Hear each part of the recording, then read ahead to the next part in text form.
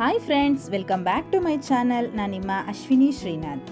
ನಾನಿವತ್ತು ಮನೆಯಲ್ಲೇ ತುಂಬ ಕಡಿಮೆ ಸಮಯದಲ್ಲಿ ಹಾಗೂ ತುಂಬ ಸಿಂಪಲ್ ಆಗಿ ಮಾಡುವಂತಹ ಮಟನ್ ಗ್ರೇವಿ ರೆಸಿಪಿಯನ್ನು ನಿಮ್ಮ ಜೊತೆ ಶೇರ್ ಮಾಡ್ತಾ ಇದ್ದೀನಿ. ಈ ಥರ ಮಾಡಿ ನೋಡಿ, ತುಂಬ ಟೇಸ್ಟಿಯಾಗಿರುತ್ತೆ. ಬನ್ನಿ ಹಾಗಾದರೆ ಇದನ್ನು ಹೇಗೆ ಮಾಡೋದು ಅಂತ ಹೇಳಿ ನೋಡೋಣ.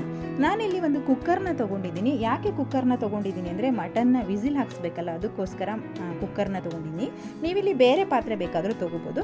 ಇದಕ್ಕೆ ಒಂದು 4ರಿಂದ 5 ಟೇಬಲ್ ಸ್ಪೂನ್ ಆಯಿಲ್ ಹಾಕ್ಕೊಂಡು ಪಲಾವ್ ಎಲೆ ಮತ್ತು ಒಂದು ಮೀಡಿಯಮ್ ಸೈಜ್ ಈರುಳ್ಳಿನ ಚಿಕ್ಕದಾಗಿ ಕಟ್ ಮಾಡಿ ಚೆನ್ನಾಗಿ ಫ್ರೈ ಮಾಡ್ಕೊಳ್ತಾ ಇದ್ದೀನಿ.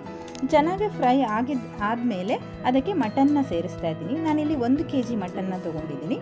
ಅದಕ್ಕೆ ಅರ್ಧ ಟೇಬಲ್ ಸ್ಪೂನ್ ಅರಿಶಿಣದ ಪುಡಿ ಮತ್ತು ರುಚಿಗೆ ತಕ್ಕಷ್ಟು ಉಪ್ಪನ್ನು ಹಾಕಿಬಿಟ್ಟು ಚೆನ್ನಾಗಿ ಮಿಕ್ಸ್ ಮಾಡಿ ಕುಕ್ಕರ್ ಮುಚ್ಚಳನ ಮುಚ್ತಾ ಇದ್ದೀನಿ. 3 ವಿಸಲ್ನ ನಾನಿಲ್ಲಿ ಹೊಡೆಸ್ಕೊಳ್ತಾ ಇದ್ದೀನಿ. ಎಷ್ಟು ವಿಸಲ್ ಹೊಡೆಸ್ಕೋಬೇಕು ಅನ್ನೋದು ಮಟನ್ ಮೇಲೆ ಡಿಪೆಂಡ್ ಆಗಿರುತ್ತೆ. ತುಂಬ ಬಲ್ತಿದ್ರೆ ಒಂದು 4ರಿಂದ 5 ವಿಸಿಲ್ ಬೇಕಾಗತ್ತೆ. ಸೊ ಇದು ಮೀಡಿಯಮ್ ಆಗಿದೆ, ಹಾಗಾಗಿ ನಾನು 3 ವಿಸಲ್ನ ಹೊಡೆಸ್ಕೊಳ್ತಾ ಇದ್ದೀನಿ. ಸೊ ಅದು ವಿಸಲ್ ಆಗ್ತಾ ಇರಲಿ. ಮಸಾಲೆಗೆ ಏನೇನು ಬೇಕು ಅಂತ ನೋಡೋಣ.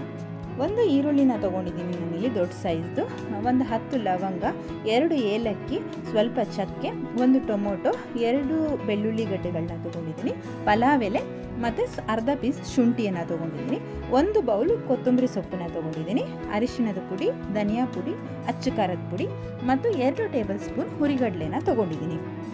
ಈಗ ಒಂದು ಪಾತ್ರೆಗೆ 2 ಟೇಬಲ್ ಸ್ಪೂನ್ ಆಯಿಲ್ ಹಾಕ್ಕೊಂಡು ಚಕ್ಕೆ, ಏಲಕ್ಕಿ, ಲವಂಗನ ಸ್ಮೆಲ್ ಬಿಡೋ ತನಕ ಫ್ರೈ ಮಾಡಿಕೊಂಡು ಅದಕ್ಕೆ ಪಲಾವ್ ಎಲೆ ಮತ್ತು ಬೆಳ್ಳುಳ್ಳಿಯನ್ನು ಸೇರಿಸ್ಕೊಳ್ತಾ ಇದ್ದೀನಿ. ಇದು ಚೆನ್ನಾಗಿ ಫ್ರೈ ಆದಮೇಲೆ ಇದಕ್ಕೆ ನಾವು ಈರುಳ್ಳಿನ ಸೇರಿಸ್ಕೊಳ್ತಾ ಇದ್ದೀವಿ. ಈರುಳ್ಳಿ ಕಂದು ಬಣ್ಣ ಬರೋ ತನಕ ಫ್ರೈ ಮಾಡ್ಕೋಬೇಕು. ನಾವು ಮಸಾಲೆನ ಎಷ್ಟು ಚೆನ್ನಾಗಿ ಫ್ರೈ ಮಾಡ್ಕೊಳ್ತೀವೋ ಸೊ ಅಷ್ಟು ಟೇಸ್ಟಿಯಾಗಿ ಬರುತ್ತೆ ಗ್ರೇವಿ. ಆಮೇಲೆ ಇದಕ್ಕೆ ಟೊಮೊಟೊ ಮತ್ತು ಹುರಿಗಡಲೆನ ಸೇರಿಸ್ಬಿಟ್ಟು ಚೆನ್ನಾಗಿ ಫ್ರೈ ಮಾಡ್ಕೊಳ್ತಾ ಇದ್ದೀನಿ. ಫ್ರೈ ಆದಮೇಲೆ ನಾನು ಗ್ಯಾಸ್ನ ಆಫ್ ಮಾಡಿ ಅದಕ್ಕೆ ಅರ್ಧ ಟೇಬಲ್ ಸ್ಪೂನ್ ಅರಿಶಿಣದ ಪುಡಿ, 2 ಟೇಬಲ್ ಸ್ಪೂನ್ ಅಚ್ಚ ಖಾರದ ಪುಡಿ, 2 ಟೇಬಲ್ ಸ್ಪೂನ್ ಧನಿಯಾ ಪುಡಿನ ಸೇರಿಸ್ಕೊಳ್ತಾ ಇದ್ದೀನಿ. ಗ್ಯಾಸ್ ಯಾಕೆ ಆಫ್ ಮಾಡ್ತಾ ಇದ್ದೀನಿ ಅಂತಂದರೆ ಇದು ಪುಡಿ ಆಗಿರೋದ್ರಿಂದ ಮತ್ತು ಮಸಾಲೆ ಎಲ್ಲ ಬಿಸಿ ಇರೋದ್ರಿಂದ ಬೇಗ ಸೀದು ಹೋಗುತ್ತೆ. ಅದಕ್ಕೋಸ್ಕರ ನಾನು ಆಫ್ ಮಾಡಿಕೊಂಡೆ ಹಾಕ್ಕೊಳ್ತಾ ಇದ್ದೀನಿ. ನೀವು ಲೋ ಫ್ಲೇಮಲ್ಲಿ ಇಟ್ಕೊಂಡು ಕೂಡ ಇದನ್ನು ಹಾಕ್ಬೋದು, ಏನು ತೊಂದರೆ ಇಲ್ಲ. ಬಟ್ ಸೀಬಾರ್ದು ಅಷ್ಟೇ. ಅದೆಲ್ಲ ಫ್ರೈ ಆದಮೇಲೆ ನಾವು ಆಫ್ ಮಾಡಿ ತಣ್ಣಗಾದಮೇಲೆ ನಾವು ಒಂದು ಜಾರ್ಗೆ ಹಾಕ್ಕೊಳ್ಳೋಣ.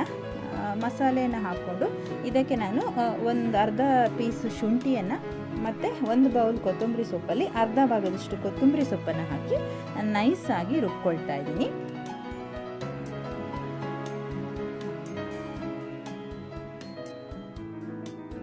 ಸೊ ಈಗ ಮಸಾಲೆ ರುಬ್ಬಾಗಿದೆ. ಈ ಕುಕ್ಕರ್ ಕೂಡ ವಿಸಿಲ್ ಹೊಡೆದು ಪ್ರೆಷರ್ ಎಲ್ಲ ಹೋಗಿದೆ. ಸೊ ಚೆನ್ನಾಗಿ ಬೆಂದಿದೆ ಮಟನ್. ಇದನ್ನು ನಾನು ಇವಾಗ ಇನ್ನೊಂದು ಪಾತ್ರೆಗೆ ಶಿಫ್ಟ್ ಮಾಡ್ಕೊಳ್ತಾ ಇದ್ದೀನಿ. ಯಾಕಂದರೆ ಮಸಾಲೆ ಎಲ್ಲ ಹಾಕಿದ್ಮೇಲೆ ಕುಕ್ಕರಲ್ಲಿ ಅಷ್ಟು ನೀಟಾಗಿ ಬೇಯಲ್ಲ. ಸೊ ಇದಕ್ಕೆ ಬೇರೆ ಪಾತ್ರೆಗೆ ಶಿಫ್ಟ್ ಮಾಡಿಕೊಂಡು ಇದಕ್ಕೆ ನಾವು ರುಬ್ಬಿರ್ತಕ್ಕಂಥ ಮಸಾಲೆನ ಹಾಕಿಬಿಟ್ಟು ಚೆನ್ನಾಗಿ ಮಿಕ್ಸ್ ಮಾಡ್ತಾ ಇದ್ದೀನಿ. ನೀವು ಉಪ್ಪು ಖಾರ ಎಲ್ಲ ಬೇಕಾದರೆ ಈಗಲೇ ನೋಡ್ಕೋಬೋದು. ನೋಡಿಬಿಟ್ಟು ಇದನ್ನು ಒಂದು ಕುದಿ ಬರೆಸಬೇಕು. ನೀವು ಅಬ್ಸರ್ವ್ ಮಾಡಿರ್ಬೋದು, ಫಸ್ಟಿಂದ ಲಾಸ್ಟ್ ತನಕ ನಾನು ಎಲ್ಲೂ ಇದಕ್ಕೆ ನೀರನ್ನು ಆ್ಯಡ್ ಮಾಡಿಲ್ಲ. ಸೊ ಮಟನ್ ಏನು ನೀರು ಬಿಡುತ್ತೆ ಅದೇ ಇದರಲ್ಲೇ ಇದು ಫುಲ್ ರೆಸಿಪಿ ರೆಡಿ ಆಗುತ್ತೆ. ಸೊ ತುಂಬ ಟೇಸ್ಟ್ ಆಗಿರುತ್ತೆ ನಾವು ನೀರು ಆ್ಯಡ್ ಮಾಡದೇ ಇರೋದ್ರಿಂದ. ಸೊ ಲಾಸ್ಟಿಗೆ ಒಂದು ಕುದಿ ಬಂದಾದಮೇಲೆ ಕೊತ್ತಂಬರಿ ಸೊಪ್ಪನ್ನ ಮೇಲೆ ಉದುರಿಸಿದ್ರೆ ರುಚಿಯಾಗಿರುವಂತಹ ಮಟನ್ ಗ್ರೇವಿ ರೆಡಿ ಆಗುತ್ತೆ. ನೀವು ಈ ಥರ ಒಂದು ಹನಿನೂ ನೀರು ಬಳಸ್ತೇನೆ ಈ ಥರ ರೆಸಿಪಿಯನ್ನು ಮಾಡಿ ನೋಡಿ, ತುಂಬ ಟೇಸ್ಟಿಯಾಗಿರುತ್ತೆ. ಸೊ ಇದು ಚಪಾತಿಗೆ, ರೊಟ್ಟಿಗೆಲ್ಲ ತುಂಬ ಚೆನ್ನಾಗಿರುತ್ತೆ. ಸೊ ಇವತ್ತಿನ ರೆಸಿಪಿ ನಿಮ್ಮೆಲ್ಲರಿಗೂ ಇಷ್ಟ ಆಗಿದೆ ಅಂತ ಅಂದ್ಕೊಳ್ತೀನಿ. ಯಾರಿಗೆಲ್ಲ ಇಷ್ಟ ಆಯಿತು ಲೈಕ್ ಮಾಡಿ, ಕಮೆಂಟ್ ಮಾಡಿ, ಶೇರ್ ಮಾಡಿ. ಇನ್ನು ಯಾರೆಲ್ಲ ನನ್ನ ಚಾನಲ್ನ ಸಬ್ಸ್ಕ್ರೈಬ್ ಮಾಡದೆ ನೋಡ್ತಾ ಇದ್ದೀರೋ ದಯವಿಟ್ಟು ಸಬ್ಸ್ಕ್ರೈಬ್ ಮಾಡ್ಕೊಳ್ಳಿ. Thank you so much.